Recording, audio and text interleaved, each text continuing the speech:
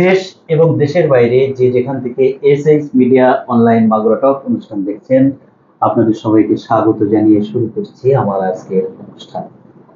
আমার আজকের অনুষ্ঠানের অতিথি মাগুরা জেলার রিপোর্টার্স ইউনিটির সভাপতি এবং মাগুরা জেলার গ্লোবাল টিভির প্রতিনিধি সাংবাদিক মোহাম্মদ ইউনুস আলী। দর্শক, সম্প্রতি ডক্টর ইউনূস এবং তারেক রহমানের যে বৈঠকের পর সারা বাংলাদেশে নির্বাচনের হাওয়া বইতে শুরু করেছে এবং মাগুরাতেও তেমনি নির্বাচনের হাওয়া লেগে গেছে বলে আমার মনে হয়।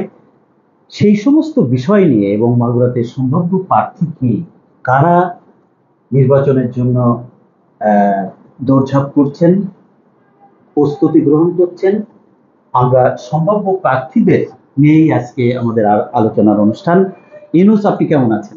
জি, আলহামদুলিল্লাহ ভালো আছি। আপনি ঢাকাতে এসেছেন, আমার মাগুরা টকের স্টুডিওতে এই প্রথম নতুন রূপে আমার স্টুডিও সাজিয়েছি এবং আমি একটি অনুষ্ঠান ঘোষণা দিয়েছি যে মাগুরায় জাতীয় সংসদ নির্বাচন, যে সমস্ত ব্যক্তিগণ এই সংসদ নির্বাচনে অংশগ্রহণ করবে তাদের নিয়ে আলোচনা, পর্যালোচনা এবং ভবিষ্যৎ পরিকল্পনা আছে। মাগুরা টক জনগণের মাঝে উপস্থিত হবে এবং প্রার্থীদের নিয়ে জবাবদিহিতার আওতায় নিয়ে আসবো এবং তাদের যে জনগণের কাছে ওয়াদা, সেগুলো আমরা প্রকাশ করব। তো আমি শুরুতেই জানতে চাই যে মাগুরাতে বিএনপি সহ অন্যান্য কোন কোন দল এখনই মাগুরায় জনগণের মাঝে নির্বাচনের কাজকর্ম শুরু করেছে। ধন্যবাদ এসএস মিডিয়া অনলাইন মাগুরা টকের পরিচালক শাহিনুর ইসলাম ভাইকে আজকের এই টক শোতে আমাকে আমন্ত্রণ করার জন্য। তো আপনি আসলে যেমনটি বললেন যে আসলে নির্বাচনের হাওয়া বইছে আমাদের সারা বাংলাদেশের ন্যায়, কিন্তু মাগুরাতেও নির্বাচনের যে একটি উৎসব এবং একটি আমেজ বা নির্বাচনের যে পরিবেশ, সামনে এপ্রিল মাসের মধ্যেই আপনি জানেন যে নির্বাচনের একটি ডেডলাইন ঘোষণা করেছে অন্তর্বর্তীকালীন সরকার। তারই ধারাবাহিকতায় তৃণমূল যে রাজনীতি, এই রাজনীতিতে ব্যাপক উৎসাহ উদ্দীপনা আমরা লক্ষ্য করছি। মাগুরাতেও এর ব্যতিক্রম নয় এবং বিভিন্ন দলের যারা সম্ভাব্য প্রার্থী রয়েছেন তারা কিন্তু মাঠে এবং বিভিন্ন জায়গায় কিন্তু তারা নির্বাচনের কার্যক্রম শুরু করেছে। তারা বিভিন্ন মানুষের দুয়ারে দুয়ারে যাচ্ছেন এবং তাদের কাছে দোয়া চাইছেন এবং ভোট চাইছেন, এরকম আমরা দেখতে পাচ্ছি। বিএনপি থেকে কে নমিনেশন করতেছে? বিএনপি থেকে আমরা বেশ কয়েকজনের আমরা নাম আসলে নির্বাচনের তারা নিজেরাই প্রার্থিতা ঘোষণা করেছে। তার মধ্যে অন্যতম রয়েছে মাগুরা জেলা বিএনপির আহ্বায়ক আলী আহমেদ, মনোয়ার হোসেন খান সদস্য সচিব। আমরা বর্তমান আমরা একটি নাম আসলে শুনতেছি, আমরা গত ইলেকশনও আমরা কিন্তু এরকম শোনা যাচ্ছিল বিভিন্ন লোক মুখে আর কি, যে বিএনপির কোকো রহমান সাবেক প্রধানমন্ত্রী খালেদা জিয়ার সন্তানের স্ত্রী আরাফাত রহমান কোকুর স্ত্রী সিটি রহমান, উনি যে নির্বাচনে আসবেন এবং মাগুরাতে লড়বেন ধানের শীষ প্রতীক নিয়ে, এটা আমরা গুঞ্জন শুনতে পাচ্ছি। আরেকজন প্রার্থীর নাম, আরেকজন কবির মুরাদের ওয়াইফ, হ্যাঁ, আমরা আরেকজনের নাম আমরা শুনতে পাচ্ছি, যিনি আপনি জানেন যে সাবেক মহিলা এমপি এবং আমাদের মাগুরা জেলা বিএনপির সভাপতি ছিলেন এবং সারা বাংলাদেশের যে জিয়া পরিষদ, সেই জিয়া পরিষদ প্রতিষ্ঠা তার চেয়ারম্যান এবং খুব পরিচ্ছন্ন রাজনীতিবিদ, বিশিষ্ট রাজনীতিবিদ এবং কবির মুরাদ সাহেবের সহধর্মিণী মমতাজ কবির, সাবেক মহিলা এমপি। ওনার নাম আমরা শুনতে পাচ্ছি যে উনি এবার নির্বাচনে অংশগ্রহণ করবেন। আরেকজন ব্যক্তির নাম শোনা যাচ্ছে জেলা বিএনপির যুগ্ম আহ্বায়ক অন্যতম আহসান হাবিব কিশোর। উনি কিন্তু আন্তর্জাতিক সম্পর্ক বিশ্লেষক হিসেবে কাজ করেন, কেন্দ্রীয় নেতাদের সাথে সহযোগিতা করেন এবং উনি কিন্তু জিয়াউর রহমানের সান্নিধ্য পেয়েছেন এবং 8 বার মাগুরা যে জনসভা হয়েছে সেই জনসভার একক সঞ্চালকের দায়িত্ব পালন করেন এবং জিয়াউর রহমানের কাছে থেকে তিনি তার শাসনামলে অনেক কাছে থেকে রাষ্ট্র পরিচালনা দেখেছেন এবং তিনিও কিন্তু একজন পরিচ্ছন্ন রাজনীতিবিদ, তার কথাও কিন্তু শোনা যাচ্ছে। এরপর রয়েছে জামাতের একক প্রার্থী। জামাত কিন্তু সারা বাংলাদেশে প্রার্থী নির্ধারণ করে ফেলেছে। সেই ক্ষেত্রে মাগুরাতে জামাতের একক প্রার্থী মতিন সাহেব সম্পর্কে যদি একটু বলেন। আসলে জামাতের যে রাজনীতি, এটা একটু ব্যতিক্রম ধর্মী একটি রাজনীতি। আমি মনে করি যে জামাত কিন্তু এতদিন তারা কিন্তু ভোটের রাজনীতি, মানে আমার মনে হয় যে তারা ভোটের রাজনীতি ওইভাবে করেনি। তো এইবার আমরা দেখতে পাচ্ছি যে এই গণ অভ্যুত্থানের পর 5 আগস্টের পরে সারা বাংলাদেশে কিন্তু জামাতের একটি রাজনৈতিক পলিসি কিন্তু ব্যাপক আকারে সাড়া দিয়েছে। যে আহ, তাদের এই কথা বলতেই হবে আমাদেরকে, যে সারা বাংলাদেশে আমরা কোনো একটা জায়গায় দেখিনি যে জামাতের কর্মীরা এই লুটপাট, দুর্নীতি, তারপর এই মারামারি, টেন্ডারবাজি, এই অস্ত্রবাজি, এইগুলো আমরা কিন্তু দেখিনি। মামলাবাজি করা, এগুলো কিন্তু আমাদের চোখে পড়েনি। আমাদের মাগুরাতেও আমরা দেখতে পেয়েছি যে জামাতে ইসলামের যারা কর্মীরা রয়েছেন, জামাতের কর্মী সমর্থকরা কিন্তু কখনোই কোনো জায়গায় occurrence নাই। আমরা দেখি যে নিট অ্যান্ড ক্লিন, তাদের যে রাজনৈতিক যে পলিসিতে তারা কিন্তু এখন এগিয়ে, এবং সারা বাংলাদেশেই কিন্তু একটা পজিটিভ ইমেজ ক্রিয়েট হয়েছে জামাতের। আরেকজন প্রার্থী আমরা বাংলাদেশ ইসলামী আন্দোলনের যে প্রার্থী রয়েছেন আলহাজ মাওলানা মোহাম্মদ নাসিরুল ইসলাম, এই সম্পর্কে যদি একটু ছোট করে বলতেন। ইসলামী আন্দোলন বাংলাদেশ বরাবরই কিন্তু প্রত্যেকটা নির্বাচনে কিন্তু অংশগ্রহণ করে আসছেন। আমাদের যতটুকু আমি জানি 2-3টা নির্বাচনে এই মাওলানা আলহাজ মাওলানা নাজিরুল ইসলাম, উনি ইসলামী আন্দোলনের একক প্রার্থী হিসেবে মাগুরা একে উনি নির্বাচনে প্রতিদ্বন্দ্বিতা করেন। তো ইসলামী আন্দোলনও তারা মাঠের রাজনীতিতে এগিয়ে এবং তারা দল গোছানোর কাজে ব্যস্ত। ব্যাপক কর্মী সমর্থকও তাদের রয়েছে, তারা সেভাবে কাজ করছে। তারাও কিন্তু আমরা দেখছি যে এই পট পরিবর্তনের পরে তারাও এই ধরনের কোনো সন্ত্রাসী কার্যক্রম, কোনো চাঁদাবাজি, লুটপাট, এই ধরনের কোনো কার্যক্রমের সাথে আমরা দেখিনি যে তারা সম্পৃক্ত আছে। আমরা কিন্তু সম্ভাব্য বিএনপির আরেকজন প্রার্থীর কথা শুনতে পাচ্ছি, এবং তিনি কিন্তু ইতিমধ্যেই সামাজিক যে কাজগুলো মাগুরাতে তা কিন্তু প্রতিনিয়তই আমরা দেখতে পাচ্ছি। তিনি কিন্তু সাবেক মন্ত্রী মেজর জেনারেল মজিদুল হকের মেয়ে ডাক্তার শিমিন আক্তার। আমরা কিন্তু তার কথাও শুনতে পাচ্ছি যে তিনি এবার নমিনেশন প্রত্যাশী। এই সম্পর্কে যদি ছোট করে একটু বলতেন। আসলে তার বাবা তো আমাদের দক্ষিণবঙ্গের একদম অন্যতম রাজনীতিবিদ। আমি মনে করি যে সাবেক সফল উন্নয়নের রূপকার বলা হয় আমাদের মাগুরার, এবং সাবেক সফল একজন মন্ত্রী, বিএনপির জেনারেল মজিদুল হক প্রতিষ্ঠাতা সদস্য। উনি অত্যন্ত আস্থাভাজন ছিলেন জিয়াউর রহমানের, যার কারণে উনি কিন্তু মন্ত্রী হতে পেরেছেন। এবং আমাদের মাগুরার যত উন্নয়ন, আমাদের মাগুরার জনগণ কিন্তু মুখে মুখে যে যতটুকু উন্নয়ন হয়েছে এম মজিদুল হকের মাধ্যমে কিন্তু সেই উন্নয়নটুকু মাগুরাতে হয়েছে। এই জন্য মাগুরার রূপকার বলা হয় তাকে। তো তার সুযোগ্য সন্তান হিসেবে তিনি রাজনীতি করার অধিকার রাখেন, এবং এই ধরনের যারা আছে তারা যদি রাজনীতিতে আসে, আমি মনে করি যে মাগুরার জন্য একটি পজিটিভ কোনো কিছু, ভালো কিছু। কিন্তু এই যে আমাদের মাগুরা যে পৌরসভা, সদর উপজেলা, 9টি ইউনিয়ন এবং শ্রীপুর উপজেলা নিয়ে সংসদীয় যে আসনটি, এই আসনে কিন্তু বিগত 12টি নির্বাচনের মধ্যে বিএনপির প্রার্থী মেজর জেনারেল মজিদুল হক 3বার, অর্থাৎ 79, 91 এবং 96 এবং 15ই ফেব্রুয়ারির যে নির্বাচন হয়েছিল সেখানে কিন্তু 3বার উনি অংশগ্রহণ করেছিলেন। এবং এই যে মাজেদুল হকের মেয়ে, হ্যাঁ, তার কিন্তু একটু পারিবারিক রাজনৈতিক পরিচয় আছে। এখন আমরা আসি জনাব আলী আহমেদের বিষয়ে। এই আলী আহমেদ আমি দেখেছি, বা মাগুরার মানুষ জানে যে বিএনপির দুঃসময়ের কাণ্ডারি এবং রাজপথের এই যে 17 বছর ধরে যে নির্যাতন, জুলুম, প্রায় 18-20টা কেস, এবং জেলখানায় উনি কয়েকবার জেলে, এবং এই যে 6 মার্ডার কেসের অন্যতম আসামি, এবং এই দুঃসময়ের কর্মী বান্ধব একজন নেতা। উনি কিন্তু এবার দেখতে পাচ্ছি যে নমিনেশন নেওয়ার জন্য নমিনেশন প্রত্যাশী এখন থেকেই কাজ শুরু করেছে। আপনি কি মনে করছেন? আসলে নমিনেশন আসলে নেওয়ার অধিকার সবারই আছে আমি মনে করি, কিন্তু এইটা বিচার করবে মানুষের, মাগুরার জনগণ আসলে কি চায় এবং জনগণ কোন ধরনের প্রার্থী বাছাই করবে। জনগণ, আমি যতটুকু জানি, যে আমরা তো মাঠে কাজ করি, আমরা জানি যে তারা চায় যে স্বচ্ছ একজন রাজনীতিবিদ এবং সৎ মানে পথে চলবে এরকম একজন পরিচ্ছন্ন একজন রাজনীতিবিদ এবং বিএনপি যে মানুষের কল্যাণে কল্যাণে যে রাজনীতি অবদান করবে, বিএনপি যে করবে। তিনটা ক্যাটাগরিতে এবার প্রার্থী নির্বাচিত করবে বলে আমরা দেখতে পাচ্ছি। তার ভিতরে যে ত্যাগী নেতা, তারপরে পরিষ্কার, তার বিরুদ্ধে কোনো দুর্নীতির কোনো নাই, এই যে এইসব বিশেষ যে বিষয়গুলো, সেই ক্ষেত্রে মাগুরার অনেক প্রার্থী কিন্তু এগিয়ে আছে, তেমনি আলী আহমেদও কিন্তু এগিয়ে আছে। এবং আলী আহমেদ কিন্তু দুইবারের আহ্বায়ক, তিনবারের সাধারণ সম্পাদক এবং একবার সাংগঠনিক সম্পাদক ছিলেন এবং কয়েকবার চেয়ারম্যান ছিলেন। কিন্তু তো সেই ক্ষেত্রে আলী আহমেদের বিষয়টাও জনগণ হয়তো দেখছে। এইবার আসবো আমি মনোয়ার হোসেন খানের বিষয়ে।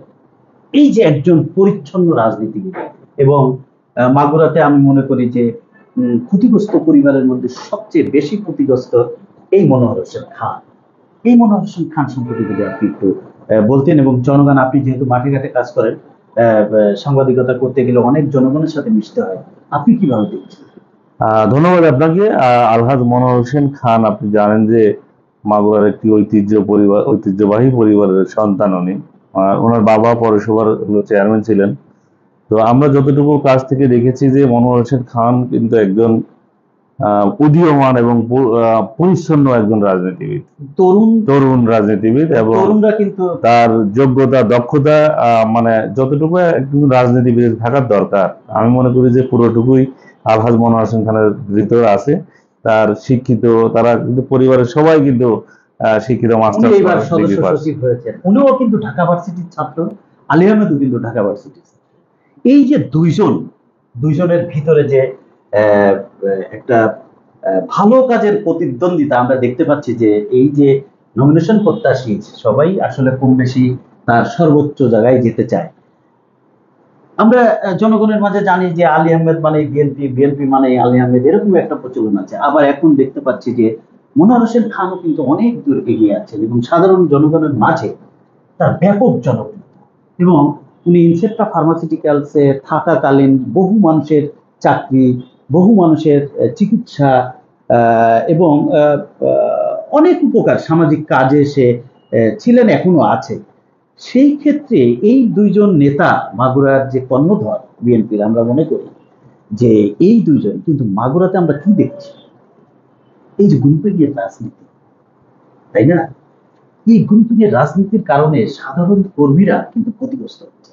এবং আমরা যারা সাংবাদিক আছি, দেখা যাচ্ছে আমরা, প্রিয় দর্শক, এই অনুষ্ঠানেই দেখা যাচ্ছে যে একটু আলী আহমেদের নাম হয়তো বেশি হয়ে যাবে বা মনোয়ার হোসেন খানের নাম একটু বেশি বলা হয়ে যাবে, সেখানেও কিন্তু আমরা কিন্তু ট্রলের শিকার। আশা করি দর্শক আপনারা আমাদেরকে ট্রল করবেন না, যার যার যোগ্য স্থান, আমাদের বলাতে কিছু হবে না, জনগণই এর বিচার করবে। তো আপনি তো এই গেল এই দুইজন প্রার্থী।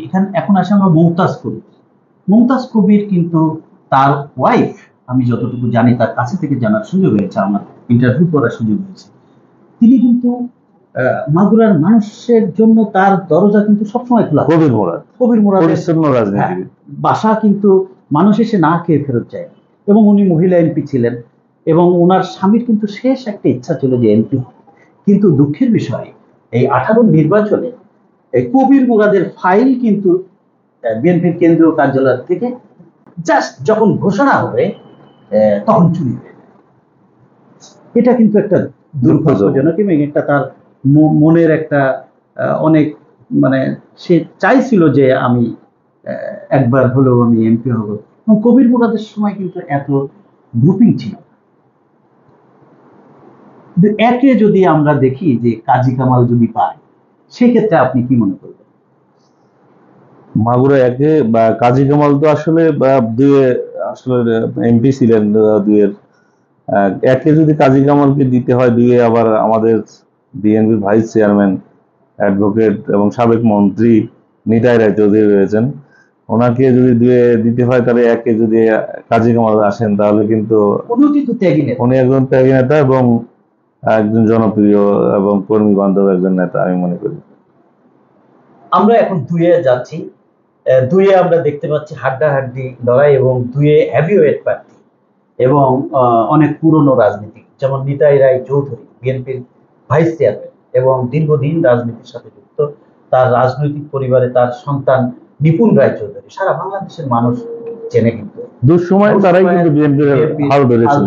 এবং নিতাই রায়চৌধুরী সাবেক মন্ত্রী, এবং নিতাই রায়চৌধুরীর নামে কিন্তু এখনো পর্যন্ত কোনো দুর্নীতির আভাস আমরা পাইনি।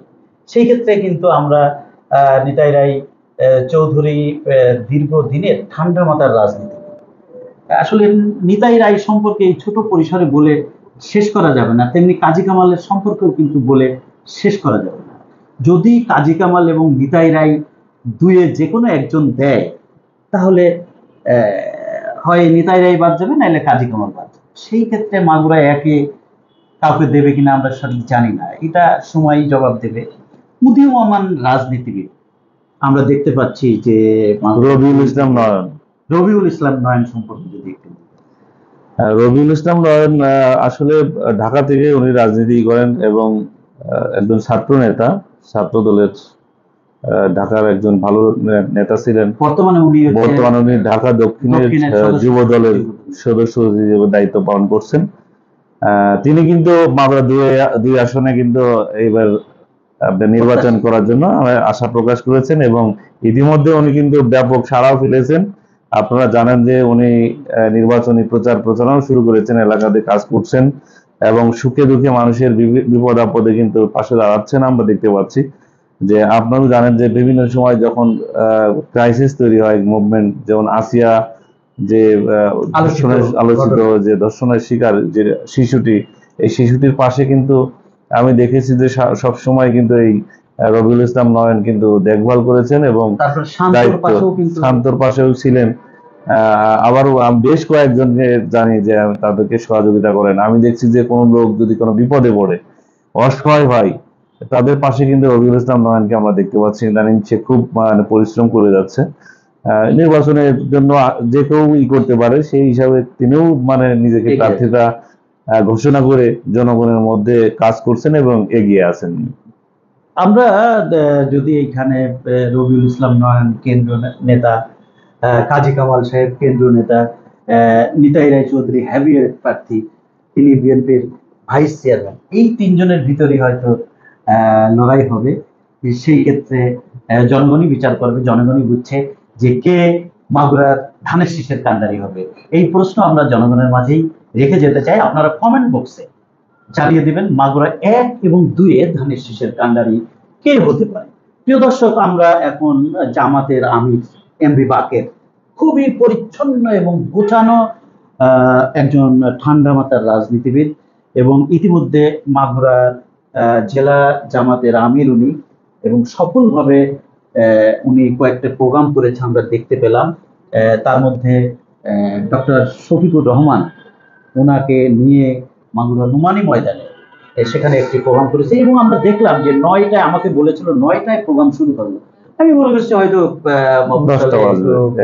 কিন্তু ঠিক 9টায় শুরু করে এবং বলছে আমার প্রোগ্রাম 12টা 12:30টায় শেষ হয়ে যাবে। ঠিক তাই শেষ হয়েছে, একদম মাপা, এবং হাজার হাজার মানুষ নুমানি ময়দানে তার বক্তব্য, শফিকুর রহমানের বক্তব্য, এগুলো শোনার জন্য কিন্তু এসেছে এবং তারা কিন্তু কমিটেড, তারা সবাই হাজির হয়েছে এবং তার সে দুয়ে কয়েকটি ইসলামী প্রোগ্রাম করেছে। সেখানে মুফতি আমির হামজাকে নিয়ে। তো এই সম্পর্কে যদি আমাদের বাকের ভাই সম্পর্কে যদি একটু বলতেন। ধন্যবাদ আপনাকে। জামায়াত ইসলামে আমি আগেও বলেছি যে আমরা দেখেছি যে এর আগে মাগুরাতে জামায়াতের প্রকাশ্যে রাজনীতি কিন্তু এভাবে আমরা দেখি চোখে পড়ার মতো নাই। 5 আগস্টের পরে কিন্তু আমরা দেখছি যে জামাতের একটি বিশাল বড় অংশ রয়েছে যারা জামাতের রাজনীতির সাথে সম্পৃক্ত এবং তারা নিজেদের অবস্থানও কিন্তু জানান দিয়েছে। ইতিমধ্যে ভোট অবশ্যই বেড়েছে। কারণ জিনিস লক্ষ্য করলাম যে মাগুরাতে মুসলিম, তারাও কিন্তু জামাতের অনেক মুসলিম, 3000, 3500 বা 4000 সামথিং এরকম সদস্য কিন্তু, এবং বিভিন্ন পদে আছে। এটাও কিন্তু একটা বিরাট ব্যাপার, কারণ তারাও হিন্দু ভোট বেড়েছে এবং তাদের একটি শাখা রয়েছে হিন্দু শাখা। তাদের হিন্দুরাও কিন্তু আসলে জামাতের যে নীতি নৈতিকতা এটা সম্পূর্ণ অন্যান্য রাজনৈতিক দল থেকে আলাদা। আজকে দেখেন যে এই 5 আগস্টের পর অন্যান্য যারা রাজনৈতিক নেতৃবৃন্দ রয়েছেন তারা কিন্তু বিভিন্ন রকমের লুটপাট, চাঁদাবাজি, টেন্ডারবাজিতে ব্যস্ত। আমি কোনো জায়গায় দেখিনি যে জামাতের কোনো নেতা কর্মীরা এই সমস্ত কাজে জড়িত আছে। তো তাদের যে পরিচ্ছন্নতা, এই পরিচ্ছন্নতার কারণে কিন্তু তাদের ভোটও বেড়েছে এবং তারা একটি সাড়া ফেলতে পেরেছে বলে আমি মনে করি। আরেকজন আমরা প্রার্থীর কথা শুনতে পাচ্ছি, ইসলামী আন্দোলনের সভাপতি মুফতি মোস্তফা কামাল। এদেরও অনেক ভোট আছে। এই মুফতি মোস্তফা কামাল সম্পর্কে যদি মুফতি মোস্তফা কামাল সাহেব প্রতিনিয়তই মানে 2-3টা নির্বাচনে উনি প্রার্থী হয়েছেন ইসলামী আন্দোলনের। তো ভোট যতটুকু বেশি আছে, মোটামুটি ভালো সাড়া আছে, ভোটও আছে। তাদের রাজনীতিটাও এরকম পরিচ্ছন্ন। তারাও কিন্তু কোনো ধরনের সন্ত্রাসী কার্যক্রম, টেন্ডারবাজি, দখলবাজি, চাঁদাবাজি এই ধরনের কার্যক্রমের সাথে সম্পৃক্ত থাকে না। তা আমি মনে করি যে ইসলামী দলগুলো যেভাবে রাজনৈতিক পলিসি মেনটেন করে, তাদের যে নীতি নৈতিকতার আদর্শ, এটা যদি অন্যান্য দলের মধ্যে থাকে এগুলো, তাহলে আমাদের মাগুরা নয় সারা বাংলাদেশের আইন শৃঙ্খলা পরিস্থিতিতে শুরু করে এই দেশের উন্নয়নে দেশ অনেক এগিয়ে যাবে এবং দেশ সমৃদ্ধশালী হবে। আপনি কি মনে করছেন যে যে আইন শৃঙ্খলা পরিস্থিতি বা পুলিশ বাহিনী এই সামনে যে নির্বাচন হবে তারা সক্ষম কিনা? খুবই ভালো প্রশ্ন করেছেন আপনি। দেখেন আসলে সবকিছুর মূলের কিন্তু একটি বিষয়, যে আইন শৃঙ্খলা পরিস্থিতি। আপনি এই মুহূর্তে যে আইন শৃঙ্খলা পরিস্থিতি রয়েছে বাংলাদেশে, একটি মানে গ্রহণযোগ্য সুষ্ঠু নির্বাচনের জন্য যথেষ্ট নয়। ধন্যবাদ। আমি এখন আসতে চাই যে এই যে আমরা বিশ্লেষণ করলাম, দর্শক কারো হয়তো একটু কম হয়ে যাবে, কারো একটু বেশি হবে, আপনারা কিছু মনে করবেন না। আপনাদের মতামত কমেন্ট বক্সে জানাতে পারেন, পরবর্তীতে এই কমেন্টগুলো নিয়ে আমরা আলোচনা করতে। আমরা দেখতে পাচ্ছি যে মাগুরা 1 থেকে যদি জনগণ যদি ক্ষমতার উৎস হয়, তাহলে মাগুরার 1-এ 2জন প্রার্থী আমরা দেখতে পাচ্ছি, যেমন আলী আহমেদ আহ্বায়ক এবং মনোয়ার হোসেন খান। আবার 2-এ আমরা দেখতে পাচ্ছি আরেকজন আমরা দেখতে মানে উদীয়মান, তিনিও রাজনীতিতে আসতে যাচ্ছে। উনি সরকারি কর্মকর্তা ছিলেন একজন, আমি মনে করি লেফটেন্যান্ট কর্নেল হান্নান মৃধা। আমরা ভুলে গিয়েছি তার কথা। উনি কিন্তু রাজনীতিতে আসতে চাচ্ছে যতটুকু আমরা জানি আর কি। তবে এই ধরনের লোকজন রাজনীতিতে আসলে যে দুর্নীতি, রাজনীতির দুর্বৃত্তায়ন, সৎ মানুষ, এই দুর্বৃত্তায়ন গুলো আমি মনে করি থাকবে না। আমরা তার জন্য শুভকামনা জানাই। তাহলে আমরা দেখতে পাচ্ছি যে 1-এ এবং 2-এ যে হেভিওয়েট প্রার্থীরা আছেন, যেমন অ্যাডভোকেট নিতাই রায় চৌধুরী 2-এ এবং কাজী কামাল সাহেব 2-এ। কাজী কামাল সাহেবও কিন্তু কয়েকবারের। তবে কাজী কামাল সাহেব এবার মানে উনি একটি জনসভায় ঘোষণা দিয়েছেন যে উনি নির্বাচনে করবেন না। উনি লাস্ট ফিনিশিং কি করবেন আমরা জানি না, রাজনীতিতে শেষ বলে গেছে না, এরকম কথা আছে। যাই হোক, আমরা দেখতে পাচ্ছি যে এই নিতাই রায় এবং কাজী কামালের ভিতর যদি দেখা যাচ্ছে মাগুরা 2-এ মানে হেভিওয়েট প্রার্থী, সেই সাথে আমরা 1-এ দেখতে পাচ্ছি আলী আহমেদ এবং মনোয়ার হোসেন খান। এই মনোয়ার হোসেন খান কিন্তু গত 18 নির্বাচনে জেল থেকেই জেলে ছিলেন। তিনি ধানের শীষের নমিনেশন নিয়ে। তবে একটু মজার গল্প আমি একটু বলি যে মাগুরা আবালপুর যে একটি ভোট কেন্দ্র রয়েছে, ওইখানে সকাল 11টা পর্যন্ত একদম ফ্রি ফেয়ার ভোট হচ্ছিল। আমি ওইখানে প্রেজেন্ট ছিলাম। তো ওইখানে আমি দেখছি যে মানে সব ভোটই কিন্তু মনোয়ার হোসেন খানের বাক্সে বা ধানের শীষ প্রতীকেই করতেছিল। তবে আমরা মনে করি দিনের ভোট রাতে না হতো, সেটাই আমরা যে ওই নির্বাচনে যদি সুষ্ঠু নির্বাচন হতো, তার ব্যাপক মানে ভোটে কিন্তু নির্বাচিত হতেন উনি। সেই ক্ষেত্রে এখন দেখা যাক উনি নমিনেশন প্রত্যাশী উনি এনে দিতে পারে কিনা, মাগুরাবাসীকে উপহার দিতে পারে কিনা। আলী আহমেদও কিন্তু একজন বর্ষিয়ান রাজনীতিবিদ, কিন্তু বিএনপির হাল কিন্তু উনি ধরে রেখেছে। আপনি খেয়াল করেন যে উনি জেল খাটতে খাটতে যে কোর্টের বারান্দায় ঘুরতে ঘুরতে ওনার মিসেস শামসুন নাহার, মানে আমি নিজে দেখেছি, আমি জানি ওনাদের সম্পর্কে, আমি দেখেছি যে একটি কেস হয়েছে, আবার আর একটি কেস জামিন নেওয়ার জন্য ঘুরতে ঘুরতে ঘুরতে, এবং অনেক দিন পালিয়েছিল। তারপরে র্যাবের হাতে মানে র্যাবের দ্বারা মানে ধরেছিল, জেল কেটেছে, পুরানো কেস, বিভিন্ন কেসে জর্জরিত। আসলে এই বিষয়টা আপনি কিভাবে দেখছেন, যে ত্যাগী নেতা হিসেবে ওনার পাওয়ার সম্ভাবনা কতটুকু? বিষয়টা হলো যে দল তো আসলে দলের ব্যাপার, সেটা কি করবেন সেটা মানে অনেক সময় বিশ্লেষণ করতে পারি। সেটা হলো যে দল শুধু একটু ত্যাগ দেখলেই হবে না, সার্বিক বিষয়ে যারা মানে যোগ্যতা এবং দক্ষতা একটা বিষয় রয়েছে, যে তার জনগণ কি চায়, কাকে চায়, এই একটা বিষয় রয়েছে যে দল একটা ত্যাগ আমি স্বীকার করতে পারি, দলের জন্য অনেক কিছু আমি করতে পারি, কিন্তু আমি জনগণের জন্য আমি যদি কিছু না করি, জনগণ যদি আমাকে না চায়, তাহলে আমি কিন্তু দলের ত্যাগী নেতা হয়ে কিন্তু আমি জনগণের ভোটে নির্বাচিত যদি না হতে পারি, আমার যদি সেই যোগ্যতা দক্ষতা না থাকে, তাহলে তো আমি বিজয়ী হতে পারবেও না। দল যতই প্রতীক দিক, তাহলে আমি নির্বাচিত হতে পারবো না। ধন্যবাদ ইউনুস। আমরা মাগুরা জেলার 4টি উপজেলা, মাগুরা সদর এবং শ্রীপুর এবং মোহাম্মদপুর এবং শালিকা। প্রিয় দর্শক, এই যে আপনার 4টার থানার যে জনগণ, উপজেলার যে জনগণ, আপনারাই নির্ধারণ করবেন